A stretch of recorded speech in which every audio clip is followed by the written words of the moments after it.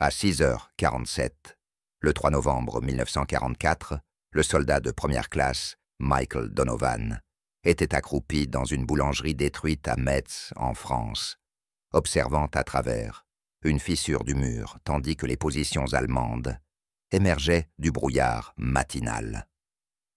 Âgé de 22 ans, 6 mois de combat derrière lui, 14 victoires confirmées, et pas une seule fois, il n'avait repéré un tireur d'élite ennemi avant d'être pris pour cible. Les Allemands avaient fortifié Metz avec plus de 200 positions défensives. Donovan faisait partie de la 5e division d'infanterie chargée de reprendre la ville. Sa mission, neutraliser les tireurs d'élite ennemis avant qu'ils ne tuent les fantassins américains. Simple en théorie, brutal en pratique, le problème ne venait pas de son fusil. Son Springfield M1903 à lunettes était précis jusqu'à 730 mètres.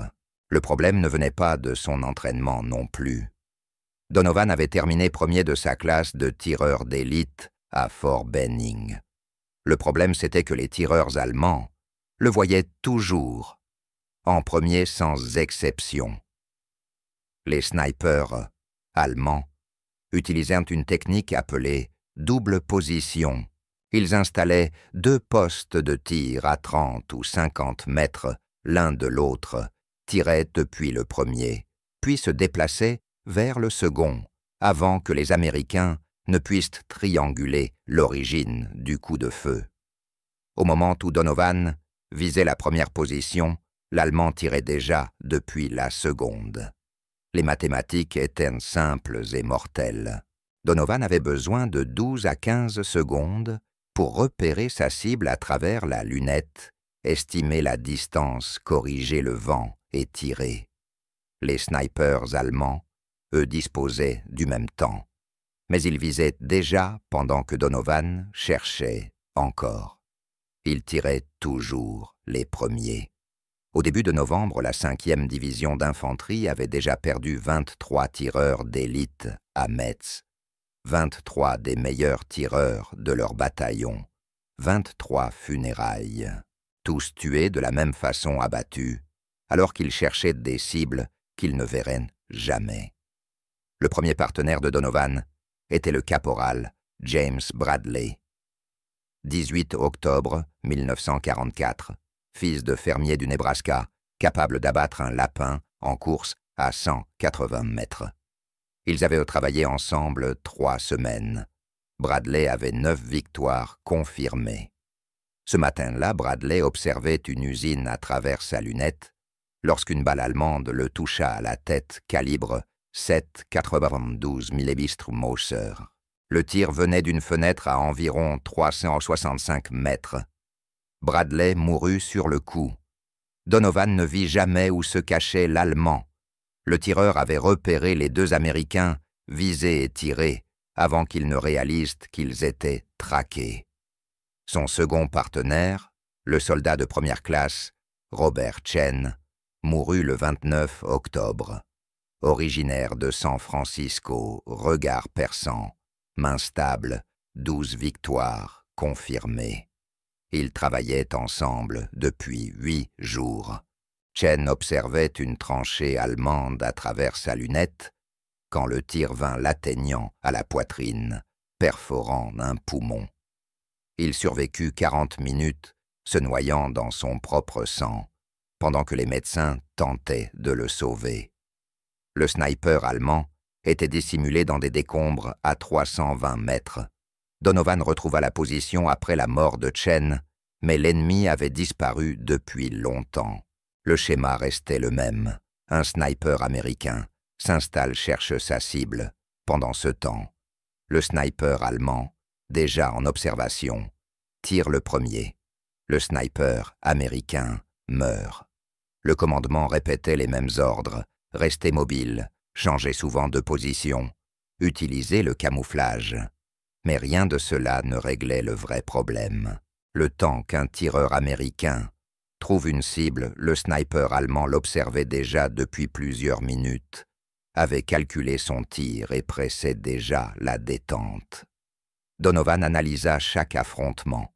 Il observait les posations allemandes à travers sa lunette, cherchant le moindre mouvement, un éclat, un indice, mais en regardant vers l'avant, il ne voyait pas ce qui se passait derrière lui.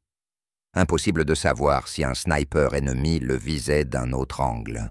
Impossible de repérer les menaces qu'il ne regardait pas. La lunette était le vrai problème. Avec un grossissement de 8 ibas, le champ de vision se réduisait à 8 degrés. On voyait loin, mais pas large comme regarder à travers un tube de carton. Tout ce qui se trouvait hors de ce cône étroit devenait invisible. Les tireurs allemands exploitaient ce défaut sans pitié. Ils ne tiraient jamais depuis les positions surveillées par les Américains, mais depuis les flancs, les angles morts. Quand un sniper américain tournait enfin la tête, l'Allemand avait déjà ajusté sa visée. Après la mort de Chen Donovan, passa 3 nuits à réfléchir au problème « Comment voir les menaces qu'on ne regarde pas? Comment surveiller derrière soi, tout en visant devant? Comment survivre quand l'ennemi vous repère toujours le premier ?» La solution vint de sa trousse de rasage, un simple miroir militaire, standard 10 par 15 cm.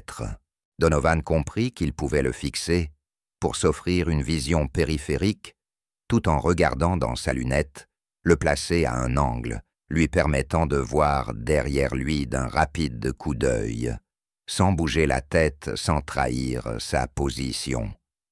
C'était fou, totalement non autorisé. Modifier un équipement de sniper sans approbation pouvait le mener devant une cour martiale. Mais Bradley était mort. Chen était mort. 23 tireurs américains étaient morts. Donovan ne voulait pas être le 24e. Et si cette histoire vous captive, déjà restez attentif, car ce qui va suivre changera à jamais la manière dont les tireurs d'élite américains combattront jusqu'à la fin de la guerre. Ces histoires comptent. Les hommes qui les ont vécues méritent d'être rappelés. Donovan travailla seul la nuit du 2 novembre. L'immeuble que son unité occupait avait été un hôtel avant la guerre. Maintenant, c'était un tas de décombres, murs éventrés, plafonds, effondrés, vitres brisées partout. L'odeur de fumée et de cordite flottait dans l'air.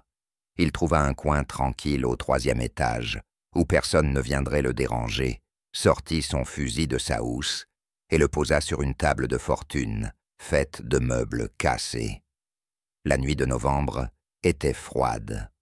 On voyait sa respiration dans la faible lueur de sa lampe de poche.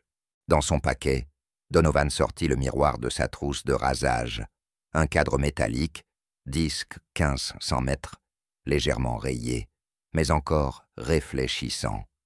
Il avait aussi du ruban isolant récupéré sur un fil de transmission, un couteau et une pince coupante. Pas des outils de précision, mais il ferait l'affaire. Le fusil était un M1903 Springfield avec un ATX et une lunette montée dessus. La lunette était située à environ 7,500 mètres au-dessus du canon, maintenue par des colliers en acier. Donovan devait fixer le miroir de façon à pouvoir le voir, en regardant dans la lunette, sans gêner le fonctionnement de l'arme ni son champ de visée. Il testa plusieurs positions, tint le miroir à différents endroits, simula sa façon de regarder dans la lunette. Trop haut, il ne pouvait pas le voir sans lever l'œil de la lunette. Trop bas, il obstruait la vue. Trop en avant, l'angle était mauvais. Après 20 minutes d'essai, il trouva la position idéale, fixée à gauche de la lunette, inclinée à 45 degrés, positionnée à environ 20 cm en avant de la position de son œil. Là, en regardant la cible dans la lunette, il voyait le miroir dans sa vision périphérique. Un simple coup d'œil à gauche suffisait pour apercevoir ce qui se trouvait derrière lui. Ses mains tremblaient en commençant l'installation, pas à cause du froid, mais parce qu'il savait que cette modification violait toutes les règles du manuel du sniper Modification non autorisée d'équipements de précision, altération de matériel militaire sans approbation. La sanction minimale pouvait être une réaffectation. La maximale, une radiation avec déshonneur. Mais le visage de Chen revenait sans cesse dans son esprit. Chen, qui haletait, le sang bouillonnant à la poitrine, mourant lentement, pendant que Donovan appuyait sur la plaie et criant pour un médecin. Chen regardait vers l'avant, quand l'Allemand l'avait frappé par le côté. S'il avait pu voir cet angle de flanc, il serait peut-être encore en vie. Donovan coupa le ruban isolant en bande, l'enroula autour du cadre du miroir pour créer un coussinet, puis enroula encore du ruban autour du tube de la lunette, là où le miroir serait fixé. Le ruban apportait padding et adhérence. Le miroir devait rester en place lors du recul, garder son angle, ne pas bouger ni vibrer. L'installation prit 40 minutes. Ses doigts glissaient sans cesse sur le ruban. Le miroir dérapait. 2 fois, il tomba complètement et il dut recommencer. Chaque fois qu'il heurta le sol avec fracas, son cœur battait la chamade. Si quelqu'un l'entendait, si un officier venait enquêter, il serait immédiatement poursuivi. Finalement, le miroir tint. Il le testa, regardant dans la lunette, comme s'il visait une cible. Il jeta un coup d'œil à gauche. Le miroir montrait la vue derrière lui, l'encadrement de la porte, le couloir, tout ce qui se trouvait dans son arc arrière. Ça fonctionnait. Donovan enroula encore 3 fois le ruban autour du cadre pour bien le serrer. Vérifia l'équilibre du fusil. Le miroir ajoutait peut-être 100 à 200 grammes, négligeable. Contrôla l'alignement de la lunette, toujours parfait. La mise à zéro du fusil n'était pas perturbée. Donovan travailla seul la nuit du 2 novembre. Le bâtiment que son unité occupait avait été un hôtel avant la guerre. Maintenant, c'étaient des ruines, murs éventrés, plafonds, effondrés, vitres brisées partout. L'odeur de fumée et de cordite flottait dans l'air. Il avait trouvé un coin tranquille, au 3e étage, sorti son fusil de sa housse et l'avait posé sur une table de fortune faite de meubles cassés. La nuit de novembre était froide. On voyait sa respiration dans la faible lueur de sa lampe de poche. Dans son paquet, Donovan avait sorti le miroir de sa trousse de rasage cadre métallique 10-15 cm légèrement rayé, mais encore réfléchissant. Il avait aussi du ruban isolant récupéré sur un fil de transmission, un couteau et une pince coupante. Pas des outils de précision, mais suffisants. Le fusil était un M-Islam 103 Springfield, avec un ATX et une lunette montée dessus.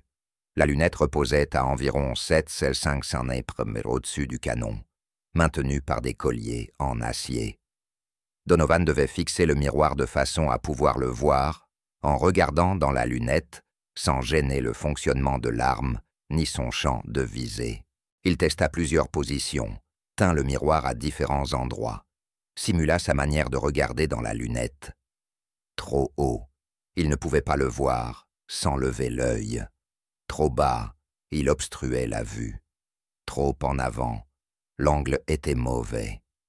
Après 20 minutes d'essai, il trouva la position idéale fixée à gauche de la lunette, inclinée à 45 degrés, placée à environ 20 cm en avant de la position de son œil.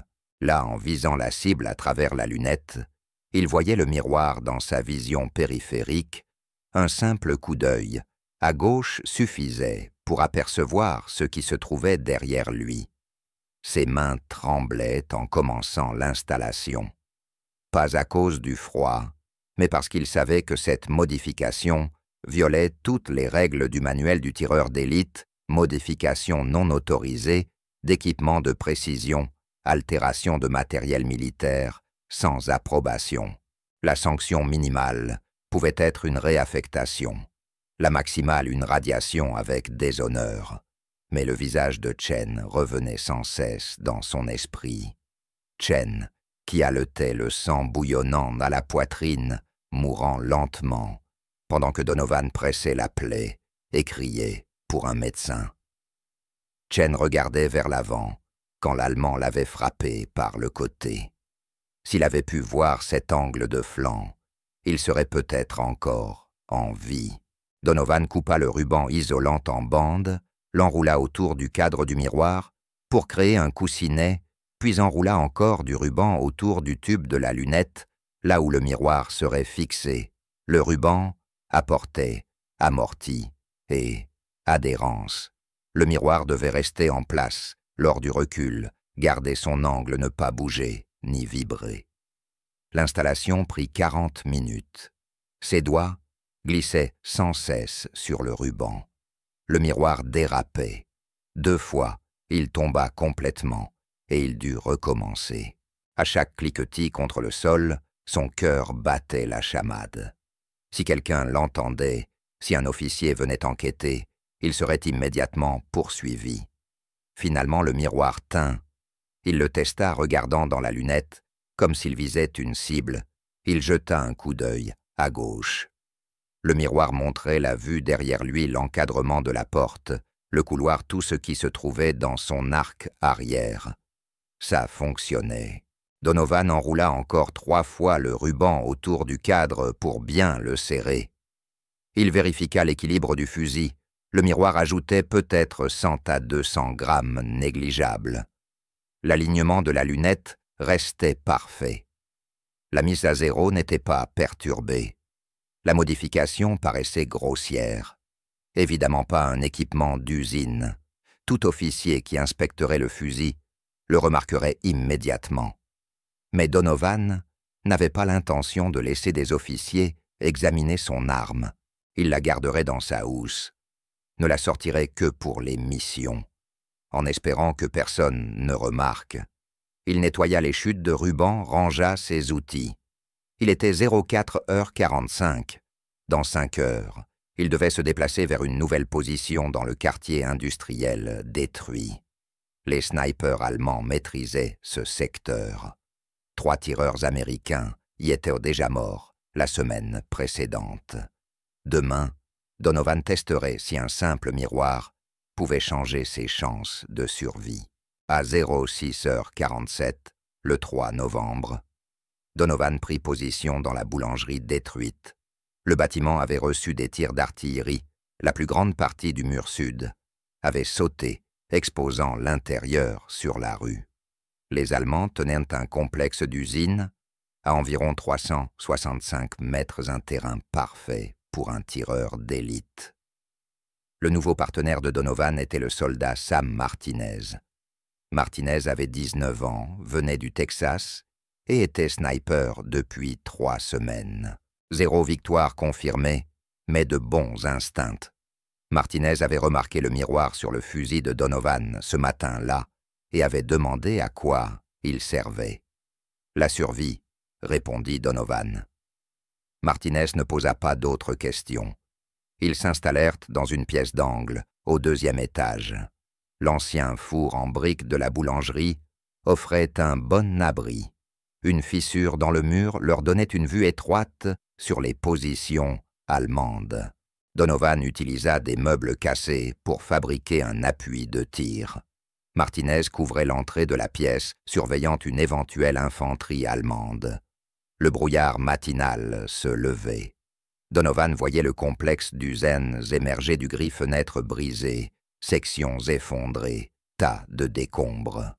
Quelque part dans ce désordre, des snipers allemands attendaient. Donovan se plaça derrière son fusil et pressa son œil contre la lunette. Le grossissement 8 Yilers fit apparaître l'usine avec précision. Il commença à balayer de gauche à droite lentement, méthodiquement, cherchant le moindre mouvement, tout indice d'une position de tireur. Son champ de vision dans la lunette n'était guère plus large qu'une 50aine de mètres à 365 mètres. Tout ce qui se trouvait hors de ce cône était invisible. C'était ce qui avait tué Bradley et Chen.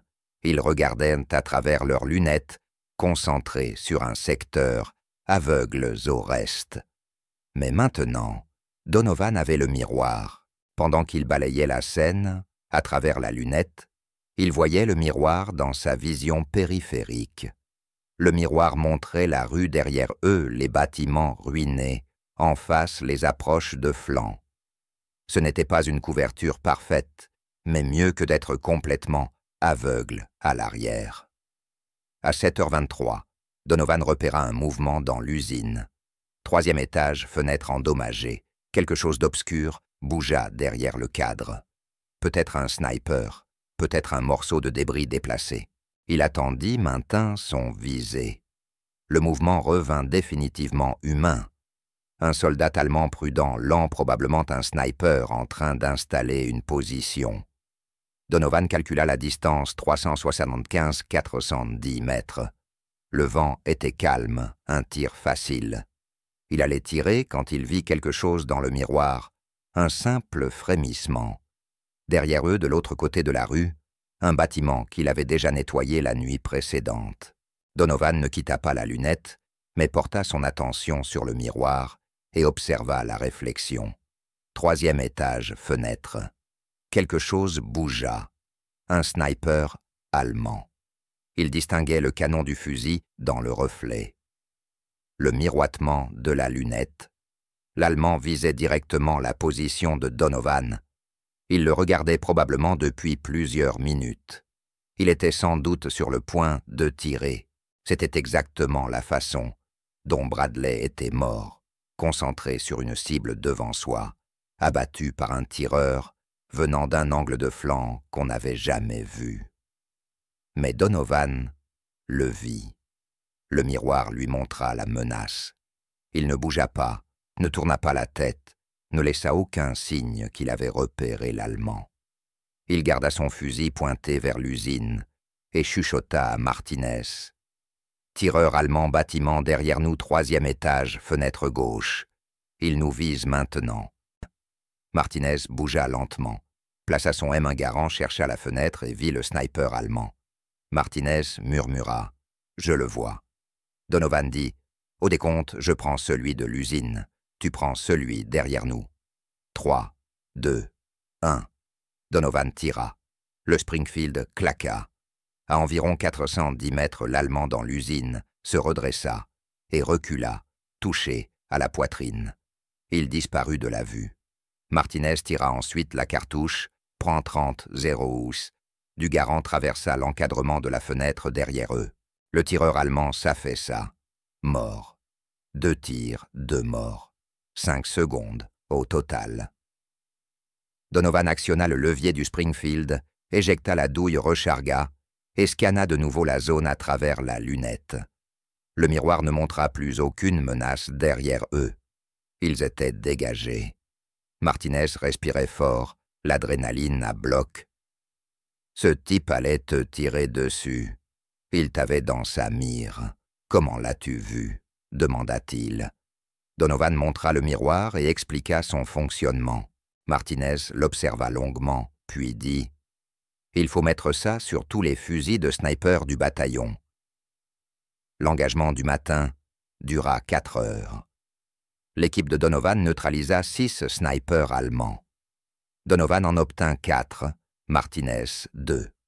Chaque tir suivait le même schéma.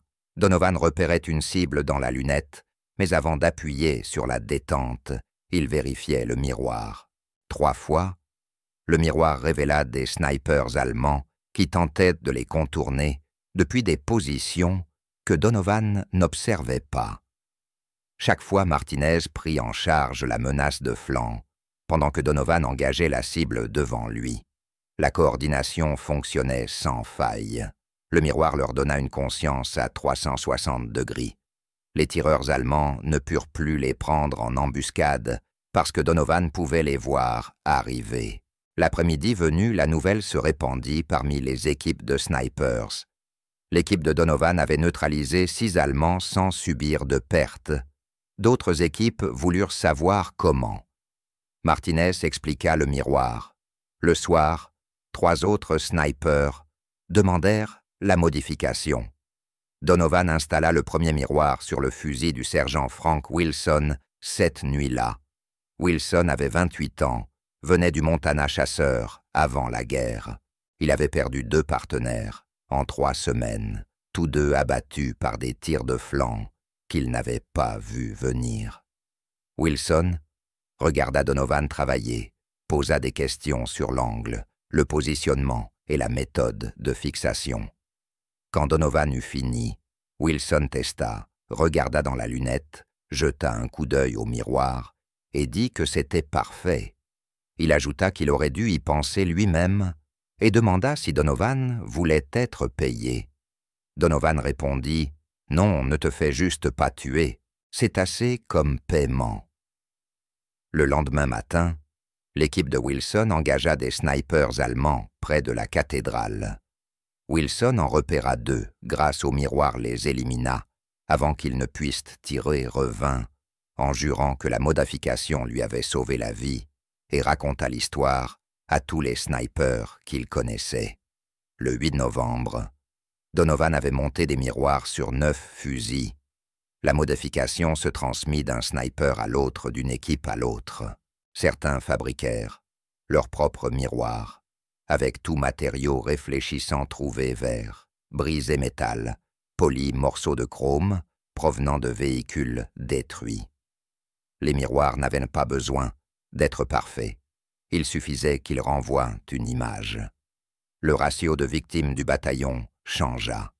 En octobre, les snipers américains à Metz perdaient 2 hommes pour chaque Allemand éliminé. À la mi-novembre, le rapport était devenu de 4 volumes en faveur des Américains, 4 snipers allemands tués pour un Américain perdu. Le capitaine Robert Hayes commandait la section de snipers du bataillon. Hayes était un soldat de carrière, 12 ans de service, connaissait chaque manuel de sniper par cœur.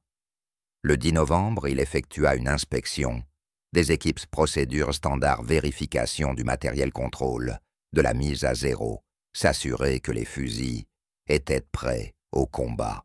Il monta jusqu'à la position de Donovan, vit le miroir fixé sur le Springfield, s'arrêta et le scruta longuement, puis demanda « Qu'est-ce que c'est que ça ?» L'estomac de Donovan se contracta. Voilà, on s'est fait choper. Tout ce qu'il avait redouté depuis la première installation. Martinez prit la parole avant que Donovan n'ait le temps de répondre.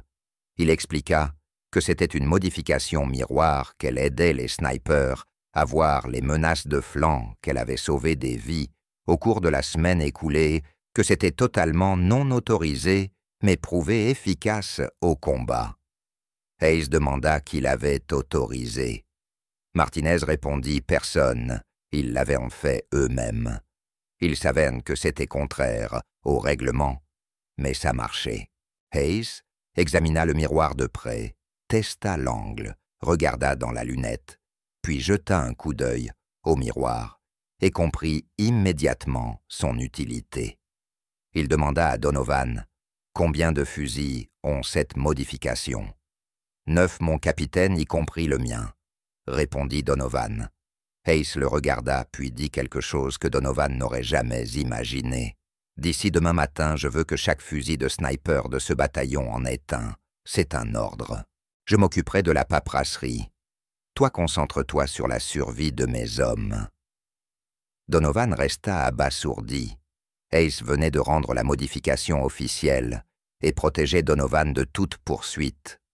Mieux encore, Hayes avait compris que les miroirs sauvaient des vies et acceptait de transgresser les règlements pour en sauver davantage. Cette nuit-là, Donovan travailla plus vite que jamais. Il recruta d'autres snipers, leur montra comment fixer les miroirs, enseigna l'angle, le positionnement et la méthode de fixation. Certains furent montés avec du ruban, d'autres avec du fil. Un sniper utilisa des sangles en cuir, provenant d'un masque à gaz. Les méthodes variaient, mais le principe restait le même, donner aux snipers une vision périphérique tout en regardant dans leurs lunettes. Le 12 novembre, chaque sniper du bataillon avait un miroir. La modification n'était plus un secret, c'était de l'équipement standard. Les snipers allemands remarquèrent le changement presque aussitôt.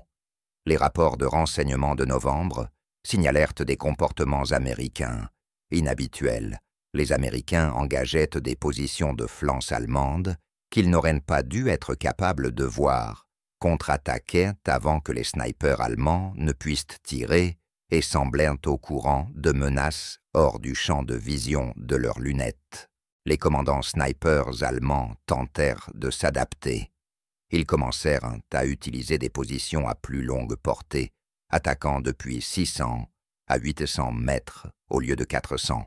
Mais même à ces distances, les snipers américains, équipés de miroirs, pouvaient encore détecter des mouvements. Les miroirs révélèrent les menaces de flanc, quelle que soit la distance. Certains tireurs allemands tentèrent d'attaquer depuis plusieurs positions, à la fois espérant submerger la vigilance américaine. Mais les snipers, équipés de miroirs, travaillant en binôme, pouvaient couvrir tous les angles. L'un observait vers l'avant, l'autre surveillait le miroir. Rien ne leur échappait. À la fin du mois de novembre, les tireurs allemands à Metz évitaient les affrontements directs avec les équipes américaines. L'avantage tactique s'était inversé.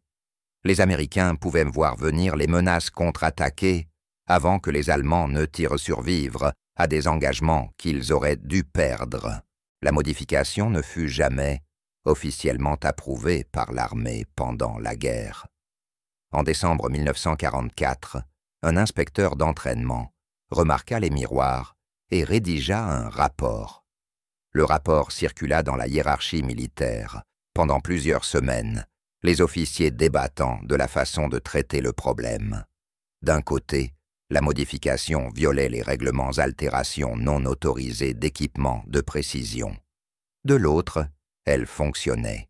Les équipes, utilisant les miroirs, affichaient des taux de survie nettement supérieurs et un rapport de destruction plus élevé. En janvier 1945, une équipe d'évaluation venue d'Aberdeen, Proving Ground, arriva à Metz, 3 officiers et 2 experts civils en balistique. Ils inspectèrent les miroirs, les testèrent, interrogèrent les snipers, mesurèrent l'amélioration du champ de vision, calculèrent l'avantage tactique. Leur conclusion, les miroirs, offraient un gain considérable de survie et devraient être intégrés à la doctrine du tir de précision. Mais ils voulaient redessiner le système employé des miroirs manufacturés, plutôt que du matériel récupéré, créer des supports standardisés, transformer l'improvisation du terrain en équipement militaire officiel. L'équipe rédigea une recommandation formelle, la soumit au service de l'armement, suggérant que tous les fusils de sniper soient équipés de miroirs périphériques. Le document donnait l'impression que l'innovation venait d'eux. Le nom de Donovan n'apparut jamais dans la documentation, pas plus que celui de Martinez ou de Hayes. Les archives officielles indiquèrent simplement que des évaluateurs de l'armée avaient identifié un problème de visibilité et développé une solution par miroir. Hayes tenta de corriger cela. Il écrivit des lettres, soumit des rapports, après action, s'assurant que le nom de Donovan figurait dans chaque document du bataillon. Mais ces rapports se perdirent dans la bureaucratie militaire. La version de l'équipe d'évaluation devint la version officielle. Donovan l'apprit en février 1945. Un officier lui montra les documents et lui demanda s'il voulait déposer une plainte. Donovan répondit non. Il se moquait du crédit. Ce qui comptait, c'était que les snipers survivaient, que leurs partenaires ne mouraient plus de tirs, qu'ils ne voyaient jamais venir. La guerre en Europe prit fin le 8 mai 1945. Donovan avait survécu à 11 mois de combat, avec 47 victoires confirmées. Le miroir lui avait sauvé la vie au moins 6 fois 6 fois il avait repéré un tireur allemand, tentant de le flanquer. 6 fois, il l'avait éliminé en premier. Martinez survécut lui aussi avec 14 victoires confirmées. Après la guerre, il retourna au Texas, devint policier à Houston. Il garda pendant 30 ans sur son bureau une photo du fusil de Donovan, celui avec le miroir. Chaque année, le 3 novembre, Martinez appelait Donovan pour le remercier d'avoir installé ce miroir, lui rappelant qu'il n'aurait pas survécu à Metz sans cela. Wilson survécut également, avec 31 victoires confirmées. Le miroir lui sauva la vie 4 fois. Il rentra au Montana, après la guerre, devint guide de chasse. Parfois, il racontait à ses clients l'histoire de cette modification, comment un sniper désespéré avait trouvé le moyen de voir les menaces qu'il ne regardait pas, et comment ce simple artifice avait sauvé des vies. Donovan lui resta dans l'armée jusqu'en 1946, puis rentra en Pennsylvanie. Il travailla dans une usine pendant 35 ans, le même métier qu'avant la guerre. Il se maria en 1947, eut 3 enfants, mena une vie tranquille, parla rarement du conflit. Quand on lui demandait, il répondait simplement « J'étais sniper ». Il ne mentionnait pas la modification du miroir, ni les dizaines de snipers sauvés, ni le fait qu'il avait changé la manière dont les Américains combattaient. Ce n'était pas par modestie. Il pensait simplement que cela n'avait plus d'importance. Dans les années 1960, la modification du miroir fut presque oubliée. Les nouvelles lunettes de visée offraient de meilleures optiques. Certaines avaient même des indicateurs périphériques intégrés. Mais personne ne se souvenait que le concept avait commencé avec un simple miroir de rasage collé au ruban adhésif sur un Springfield à Metz. L'histoire officielle des opérations de snipers de l'armée n'évoqua jamais Donovan. Les manuels d'instruction attribuèrent les progrès aux optiques améliorées et aux tactiques modernisées. La contribution de Donovan fut effacée, non par malveillance, mais par le processus bureaucratique. Les modifications de terrain n'étaient pas considérées comme historiquement significatives. Seuls les développements officiels l'étaient. En 1987, un historien militaire, étudiant les innovations des tireurs d'élite, découvrit dans les registres de maintenance de novembre 1944 des mentions de miroirs improvisés. Les registres citaient un certain soldat de première classe, Donovan. L'historien passa des mois à retrouver des vétérans de cette unité. Il retrouva Martinez, qui lui raconta toute l'histoire, la mort de Bradley, celle de Chen, l'installation du miroir, sa diffusion dans le bataillon Les Vies Sauvées. Puis, l'historien localisa Donovan grâce au registre d'anciens combattants. Donovan avait 67 ans et vivait toujours en Pennsylvanie. L'historien demanda à Donovan s'il avait bien été celui qui avait installé les miroirs. Donovan répondit oui, puis lui demanda pourquoi il s'intéressait à quelque chose qui s'était passé il y a 40 ans. L'historien expliqua que selon les statistiques de survie des unités ayant utilisé les miroirs par rapport à celles qui ne l'avaient pas fait, cette modification avait probablement sauvé entre 40 et 60 tireurs d'élite américains entre novembre 1944 et mai 1945. Donovan dit qu'il n'avait jamais compté. Il se souvenait simplement de Martinez, de Wilson et des autres qui étaient revenus. C'était suffisant. L'historien publia ses conclusions en 1989 dans un petit article d'une revue d'histoire militaire. Il y décrivait la modification du miroir, créditait Donovan, incluait des entretiens avec Martinez et Wilson. L'article fut lu par environ 1500 personnes, universitaires vétérans et passionnés d'histoire. Donovan reçut 4 lettres après la parution. Toutes venaient de snipers ou de leurs familles. L'une d'un tireur qui avait utilisé le miroir en Allemagne, il écrivait que cela lui avait sauvé la vie 2 fois. une autre d'une veuve dont le mari avait été sniper à Metz. Elle n'avait jamais entendu parler des miroirs. L'apprendre 40 ans plus tard lui apporta un certain réconfort, savoir que quelqu'un avait essayé de garder son mari en vie. En 1992, le capitaine Robert Hayes rendit visite à Donovan. Ils ne s'étaient pas vus depuis 45 ans. Ils parlèrent des heures durant de Metz des snipers qu'ils avaient perdus de ceux qu'ils avaient sauvés. Hayes expliqua qu'il avait tenté pendant des années d'obtenir une reconnaissance pour Donovan, lettre-rapport, requête sans succès. Trop de temps avait passé. Donovan répondit qu'il n'avait pas besoin de reconnaissance. Il avait Martinez en vie, Wilson en vie, et 40 autres. C'est une reconnaissance suffisante.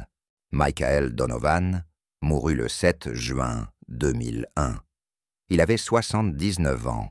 Son avis de décès mentionna son service pendant la Seconde Guerre mondiale. Il ne parla pas de la modification du miroir, ne mentionna pas qu'il avait sauvé des dizaines de vies, ni qu'il avait changé la manière dont les snipers américains combattaient en Europe. Ses funérailles furent modestes, famille, quelques amis et 4 hommes que Donovan ne connaissait pas bien.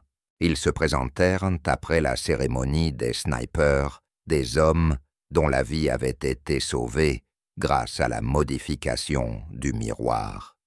Ils avaient lu l'annonce de sa mort dans des bulletins d'anciens combattants et étaient venus rendre hommage, dire à sa famille ce qu'il avait accompli.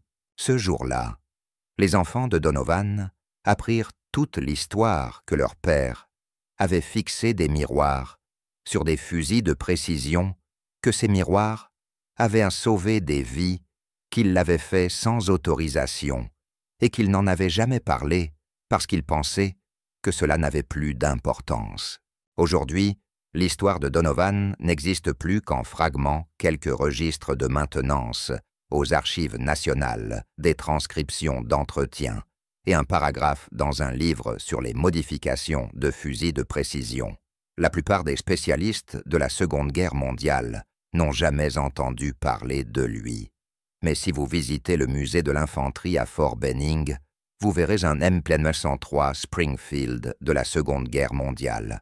Sur la lunette est fixé un petit miroir rectangulaire, d'1 à 15 cm encadré de métal, maintenu par un ruban grossier.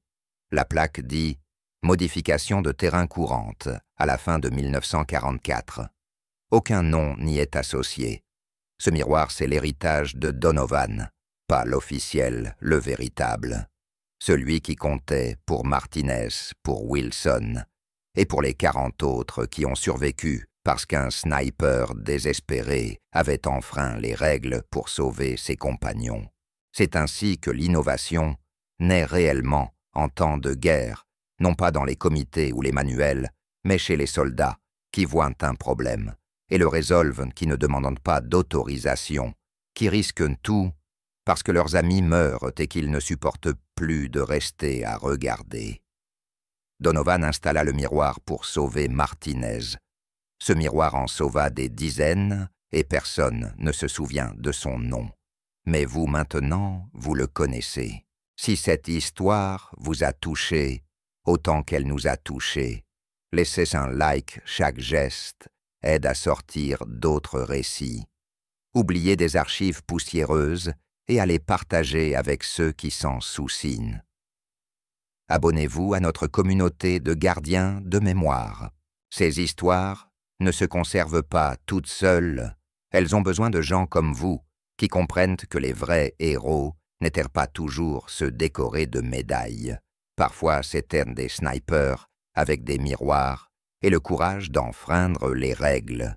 Écrivez un commentaire et dites-nous d'où vous nous lisez.